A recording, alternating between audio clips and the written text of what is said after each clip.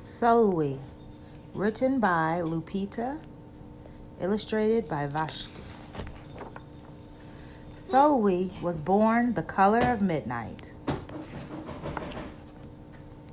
She looked nothing like her family, not even a little, not even at all.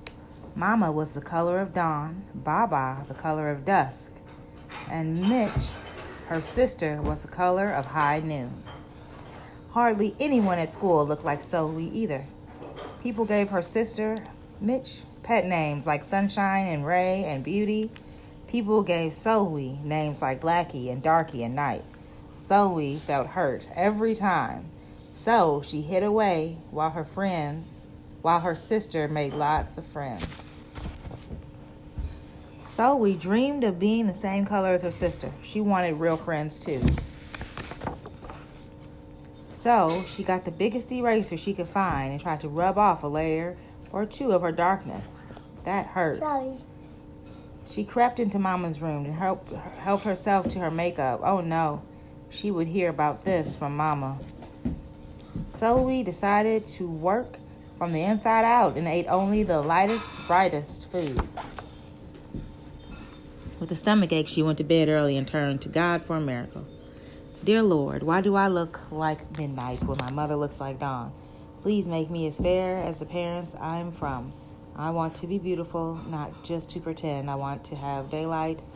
I want to have friends. If you hear me, my Lord, and would like to comply, may I wake up as bright as the sun and the sky. Amen. When Mama came in to wake her for school the next morning, Sulwe rose to find not a trace of daylight in her midnight skin. Sulwe told Mama everything. Mama asked, "What is your name?" "Sulwe," she muttered. "And what does it mean, star?" Sulwe whispered. "Brightness is not in your skin, my love. Brightness is who you are. As for beauty," Mama said, rubbing Sulwe's stomach the way she always did to comfort her, "you are beautiful." Sulwe sighed. "Well, you are beautiful to me, but you can't rely on what you look like to make you feel beautiful, my sweet. Real beauty comes from your mind and your heart. It begins with how you see yourself, not how others see you. Now up, get, and out you go." How could she, as dark as she was, have brightness in her? How could she have beauty when no one but her mother seemed to see it? How could she be a star? That night, a shooting star appeared in Sulwe's window. "The night sent me," the star said. "Come with me." Sulwe hopped onto the star and off they went. "Long ago, at the beginning of time," said the star, "there was night and day, and they were sisters. They loved each other very much, but people didn't treat the sisters the same. Lovely, nice, pretty, scary, bad, ugly. People gave day pet names like lovely and nice and pretty. People gave night names like scary and bad and ugly. She felt hurt every time. Well, night got fed up and walked right off the earth. Day stayed behind and enjoyed making everybody happy in the sun. But then day grew too long. Day began to really miss her sister. So did everybody else. That means the sun's going down? Okay, down? There had to be a way to get her back. Day set off to find Night, and she did. "I miss you," said Day. "I miss you too," said Night. "But you don't know what it's like to be treated badly for being dark." "You're right. So that guy? I don't." That? Day replied, But what do I know?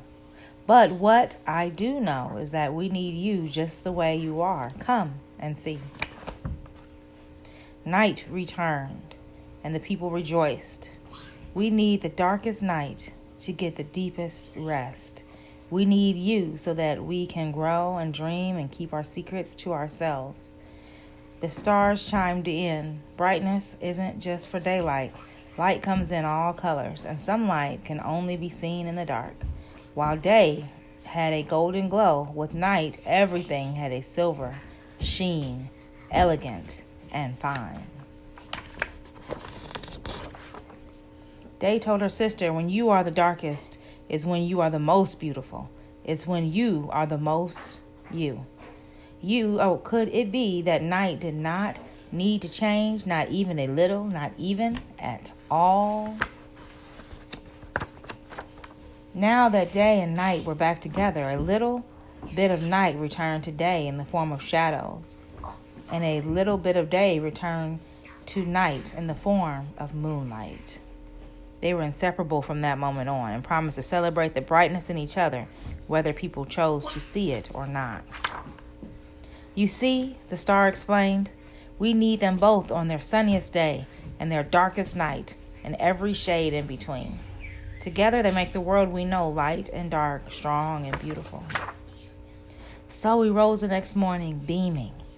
There would be no hiding anymore. She belonged out in the world, dark and beautiful, bright and strong. And if she needed a reminder of her brightness, she could look up to the sky on the darkest night to see for herself. So we felt beautiful inside and out. So we. The end. So we were. So we.